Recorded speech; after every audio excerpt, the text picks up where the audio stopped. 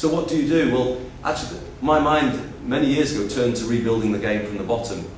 And the thing I'm most proud of in all of my time actually as a politician was the creation of Supporters Direct, where we set up an organisation to promote supporter ownership of football clubs. And I believe that is the best hope of the game going forward, that we do rebuild our clubs as clubs.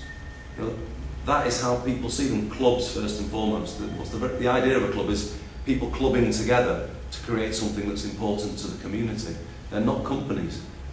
They may be in name, they may be legally, but in fact they're clubs, and that's why it matters if a club goes under, because people see them as important community institutions. And I believe we've got to carry on this road where we rebuild our clubs and put them in the hands of the supporters. We've seen incredible success in recent times. It really speaks to the mood of the times, the fact that supporters want to take a share in their club. There are 140 or more supporters trusts in this country now. In this city we've seen what's happened at Manchester United. The issue has gone mainstream because of the crisis in ownership, because of the sense that people have that clubs have been taken away from their supporters. And people are saying we want it done differently.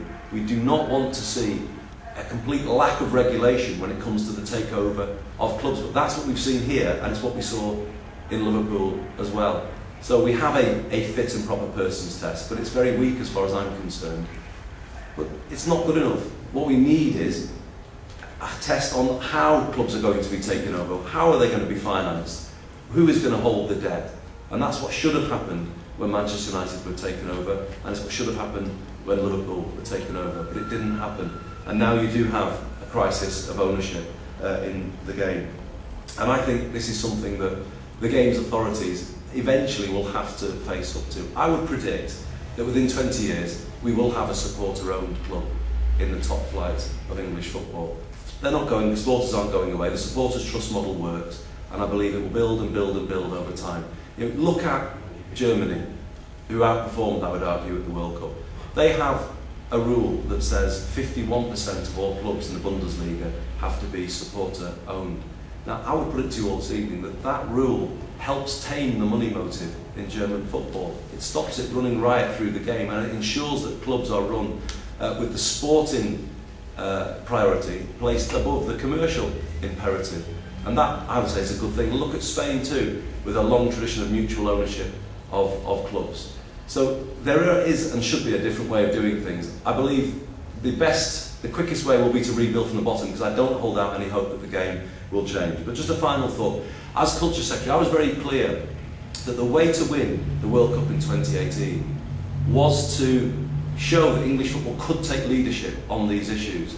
Yes, it is the world's most powerful league, the world's most well-known league, but we would deserve the World Cup if we were to be able to show to the world how you could balance the commercial success with the social imperative as well behind football. So, for instance, if we did show leadership on using football as a power to help developing countries, if English football was using its might and muscle around the world to support the development of football in other countries, then we would deserve the World Cup, because we were showing how we would harness the good of English football for the benefit of everybody else. But also if we were showing leadership on getting the commercial issues in proper balance, so having clubs run properly as clubs, first and foremost for the community, having proper structures of redistribution within our game, so we have a healthy game all the way along. Because it's not just the inflationary pressure here that the Premier League creates. Let's not forget, the Premier League creates an inflationary pressure all around Europe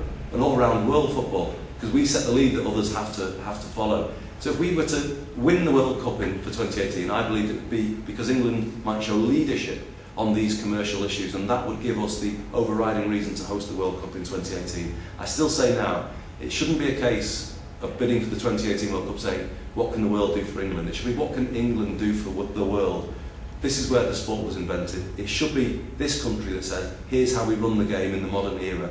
I still worry that we've not had that leadership from the football authorities in this country. I still live in hope that we will see that leadership from the football authorities, but I will keep banging this drum until we do see it.